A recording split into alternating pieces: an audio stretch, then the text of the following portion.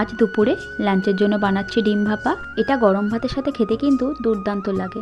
তো সবার প্রথমেই আমি 3টে ডিম সিদ্ধ করে নিয়েছি।